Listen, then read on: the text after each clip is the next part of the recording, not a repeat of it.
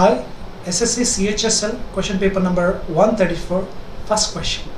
As Benjamin ran next to the street, he wondered what he should buy. ఇందులో మనం second part చూసుకుంటే కనుక ran next the street, ఇక్కడ next అనేది రాంగ్గా ఇవ్వడం జరిగింది. నెక్స్ట్ తీసుకోవద్దు. ర్యాన్ అలాంగ్ ద స్ట్రీట్ కానీ డౌన్ ద స్ట్రీట్ కానీ తీసుకోవాల్సి ఉంటుంది. Running along the street, running down the street, next the street రాదు. సో మనం పొజిషన్ చెప్పడానికి next to that building, next to this building చెప్పుకోవచ్చు. కానీ అక్కడ మూమెంట్ కోసం ఏం తీసుకున్నామంటే along the road or along the street తీసుకోవద్దు. Error is in the second part. Question number 2. It had a bright blue cover which he was careful not to soil. ఇక్కడ third part చూసుకుంటే కనుక careful not do soil. ఇక్కడ soil అనేది verb లాగా తీసుకోవడం జరుగుతుంది. Not తర్వాత నాట్ టు సాయిల్ అని తీసుకోవాలి. యాక్చువల్లీ మనకి ఇది idiomatic phrase. Careful not to soil అంటే మురికి కాకుండా చూసుకో అని చెప్పడం అనమాట.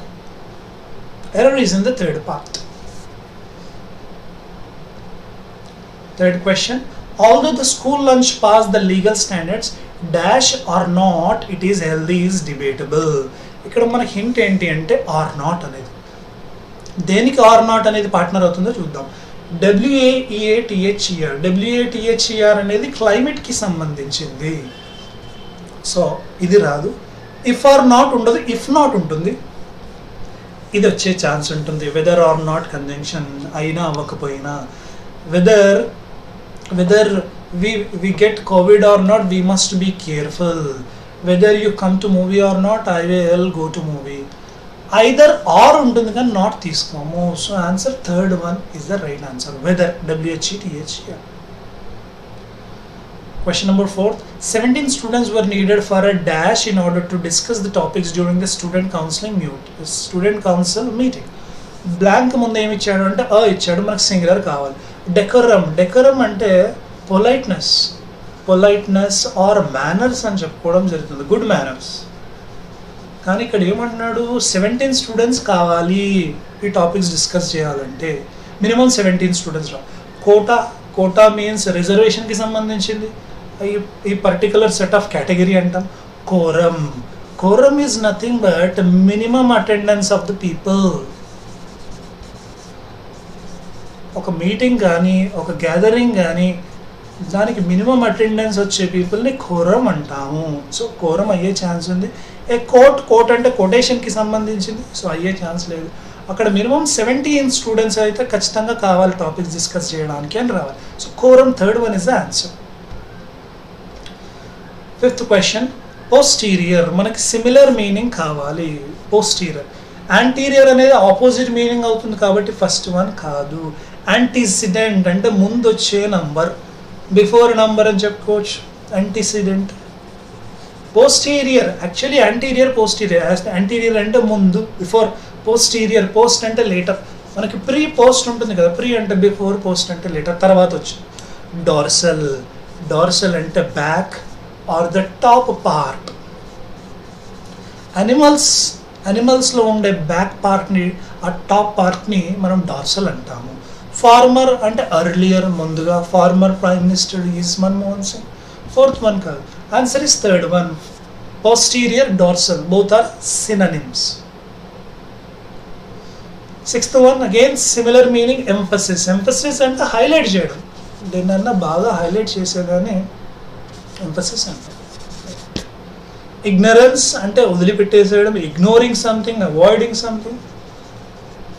లెథార్జీ ల్యాక్ ఆఫ్ ఎనర్జీ లేకపోవడం, లేజీ అంటాం. Trivial means something less value. దేనికన్నా తక్కువ వాల్యూ ఉండడం, తక్కువ ఇంపార్టెన్స్ ఇచ్చేదాన్ని ట్రివియాలిటీ అంటాం. ఈ ట్రివియాలిటీ అనేది మనకి ఆపోజిట్ అవుతుంది. సిగ్నిఫికెన్స్ అన్న ఇంపార్టెన్స్ అన్న same meaning. So highlighting, emphasis, significance. Fourth one is the answer.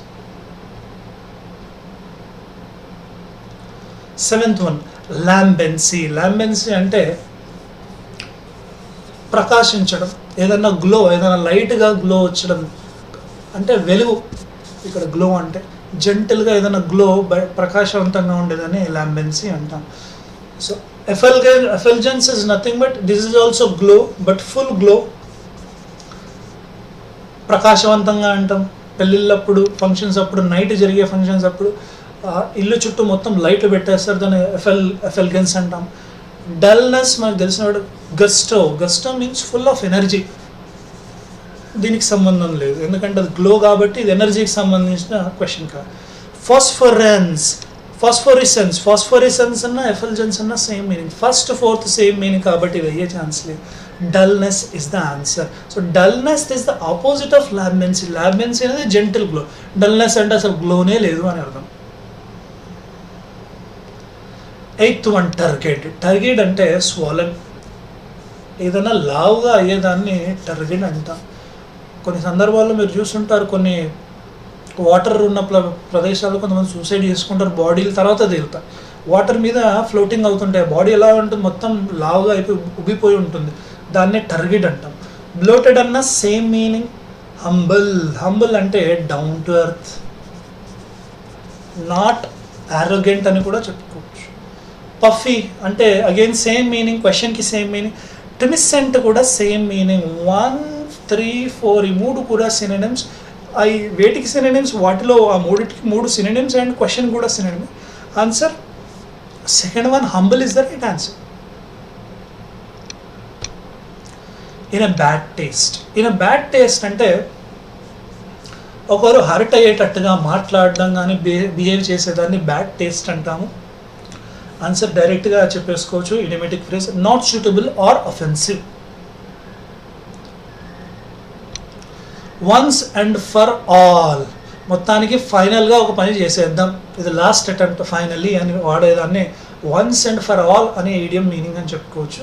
Answer first one, now and for the last time finally, ఒక్కసారి లాస్ట్ అటెంప్ట్ చేద్దాం, once and for all.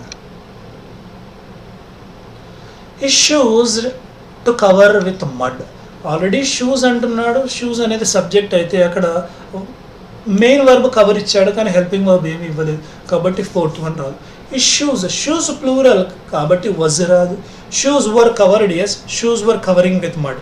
Covering with mud, covering something అని రావాలి. Shoes cover చేస్తున్నాయా కాదు, cover చేయబడ్డాయి మడ్తోని, మనకి ప్యాసివ్లో తీసుకుంటాం. Answer second one, shoes were covered with mud.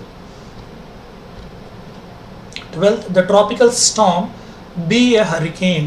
Tropical storm is a hurricane ఉండాలి, B కాదు, 4th one రాదు. will become a hurricane maybe. Storm అనేది సింగులర్గా తీసుకుంటే ఇక్కడ బికమ్స్ వస్తుంది ప్రెజెంట్ సింపుల్ అయితే, ఓన్లీ బికమ్ రాదు. అలానే 3rd one, టు బికమ్ రాదు, ఈజ్ టు బికమ్ రావాలి గ్రామటికలీ. సో 3rd one కూడా రాదు. సో విల్ బికమ్ తీసుకోవాలి, tropical storm will become. 13th question, seeking to harm someone in return for a perceived injury. అంటే revenge తీసుకోవడం, మనల్ని ఒకళ్ళు hurt చేశారు లేదా ఇంజురీ చేశారు, మనం దానికి అగేన్స్ట్గా వేరే వాళ్ళని ఇంజూర్ చేయాలి, హార్మ్ చేయాలి, హర్ట్ చేయాలి అనుకునేదాన్ని రివెంజ్ తీసుకునేదాన్ని ఏమంటాం? వన్ వర్డ్ సబ్స్టిట్యూషన్ ప్రకారం ఏఫబులా, కార్డియలా, వెంజ్ఫులా, బినాని.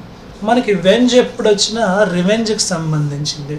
వెంజ్ రూట్ వర్డ్, వెంజ్ అంటాము, అవెంజ్, రివెంజ్, వెనిజెన్స్, సేమ్ మీనింగ్ అనమాట, రివెంజ్ తీసుకోవడం.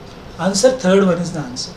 అలానే 1, 2, 4 ఇవి సినోనిమ్స్ అవుతాయి. ఇవి ఫ్రెండ్లీ, ఏఫబుల్ అన్నా ఫ్రెండ్లీ, కార్డియల్ అన్నా ఫ్రెండ్లీ, బినైన్ అన్నా friendly. Answer is 3rd option, vengeful. The state of being in short supply, తక్కువ సప్లైలో ఉండడం అంటే ఎక్కువ మొత్తంలో లేదు, తక్కువ మొత్తంలో ఉన్నాయి. కోవిడ్ రాగానే చాలామంది మాస్కులు వేసుకోవడం స్టార్ట్ చేశారు, మాస్కులు కొనడం స్టార్ట్ చేశారు, మాస్కులు షార్ట్ సప్లైలో ఉండిపోయాయి స్టార్టింగ్లో, కాబట్టి చాలామంది ఎక్కువ రేట్లో అమ్మేశారు మాస్క్. ప్లితోరా అంటే ప్లెంటీ కాబట్టి ఆన్సర్ కాదు. మైరియాడ్ అన్నా కూడా plenty. Scarcity is the answer. Scarcity అంటే తక్కువగా ఉండడం, షార్ట్ సప్లైగా ఉండడం. ప్రొఫ్యూజన్ అన్నా కూడా ప్లెంటీ, చాలా more. we need to find out correctly spelt word. ఇందులో కరెక్ట్లీ స్పెల్ట్ వర్డ్ ఏంటి? Scripter, scriptery, scripture, స్క్రిప్టరీ.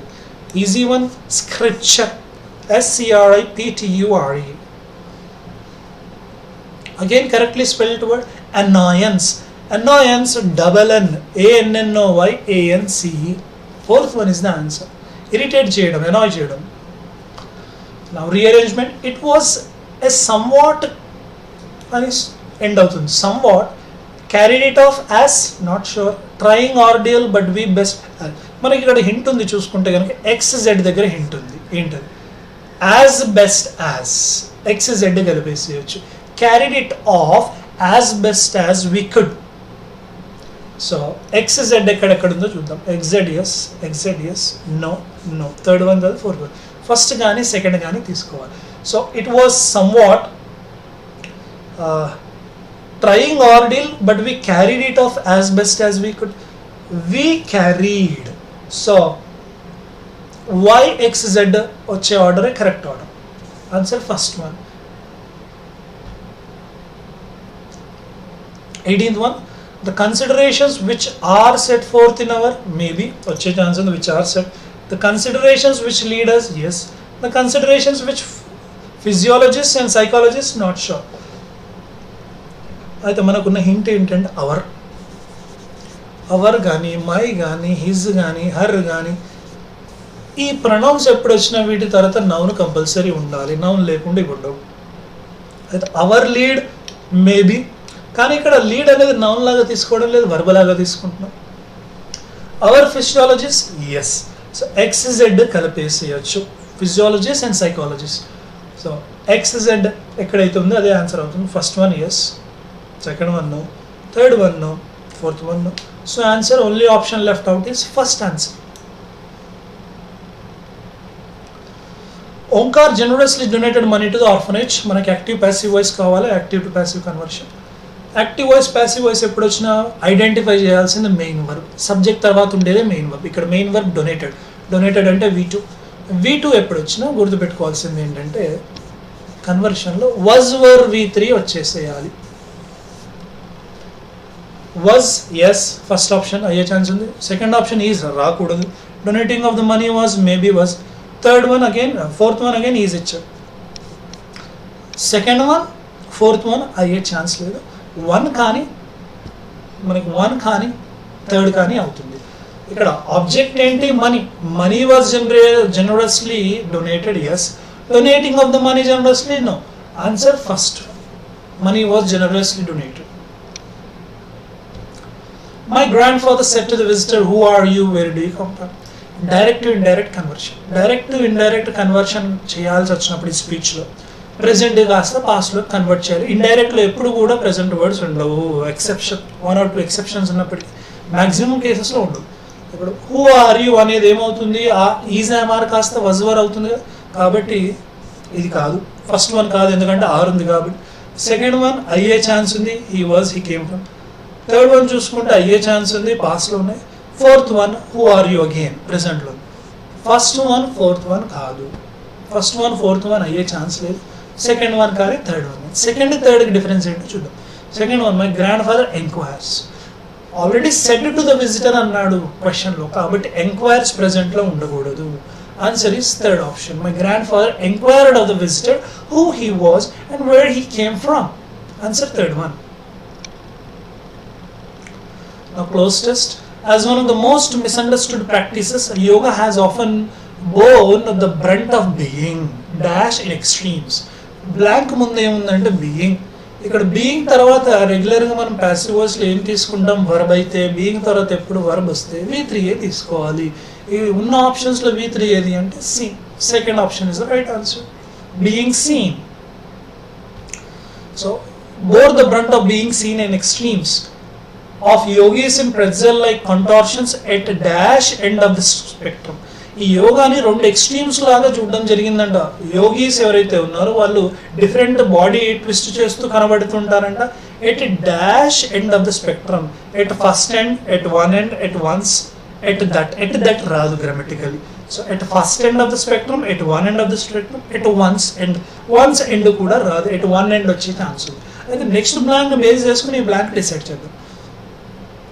At dash end of the spectrum, and young Instagram led erstwhile overweight beach poses dash the other. Beach poses dash the other. సో ఈ రెండు connect అయి ఉన్నాయి. అయితే ఇక్కడ రావాల్సింది ఏంటంటే at one end of the spectrum ఒక ఎండ్ ఆఫ్ ద స్పెక్ట్రమ్లోనేమో యోగీస్ డిఫరెంట్ బాడీ పొజిషన్స్ చేస్తూ కనబడతారంట యోగా, ఇంకో దాంట్లోనేమో ఇన్స్టాగ్రామ్లో వాళ్ళు పోస్ట్ చేసుకుంటూ బీచ్లో కనబడుతుంటారంట. One end of the spectrum. తర్వాత erstwhile overweight beach poses at the other, at one end and at the other end. The truth is that yoga is what you want it to be, the ultimate customizable exercise form. For a runner it may mean lengthening muscles to gain. So to gain a dash, to gain what? To gain flexible? No. Flexibleness maybe, flexibility is no, flexibility is the right. So 2 or 4లో అయ్యే chance ఉంది. So runner తీసుకుంటే కనుక ఒక runner ఏం చేస్తాడంటే muscles లెంథనింగ్ చేస్తాడు. ఎందుకు? ఫ్లెక్సిబిలిటీని gain చేయడానికి. Answer 4th one. While for someone who is hyper flexible it could be a way of dash. Already ఫ్లెక్సిబుల్గా ఉన్న పర్సన్కి అది ఎలా ఉంటుందంటే రన్నర్ అయితే it could be a way of dash. Blank ముందు మనకి ఏముంది? ఆఫ్ ఉంది. ఏ ప్రెపోజిషన్ వచ్చినా గుర్తుపెట్టుకోవాల్సింది ఏంటి? In, on, at, of, for, by, after, before. A preposition వచ్చినా ఎక్సెప్ట్ టు, ఏ ప్రెపోజిషన్ వచ్చినా వాటి తర్వాత ఉండాల్సింది ఏంటంటే V1 ING కానీ నౌన్ కానీ ఉండాలి. ఇంకా వేరే వచ్చే ఛాన్స్ లేదు. ఇక్కడ బ్లాంక్ ముందు ఆఫ్ ఇచ్చాడు, ఆఫ్ తర్వాత నాకు ఏం కావాలి? V1 ING కానీ నౌన్ కానీ కావాలి. ఆప్షన్స్ చూసుకుంటే కనుక enhance V1, enhancing ING, enhances V1 yes, to enhance already of ఇచ్చాడు కాబట్టి 2 రాదు. ఆన్సర్ ఏంటి? V1 ING కావాలి కాబట్టి second one is the answer. Thank you.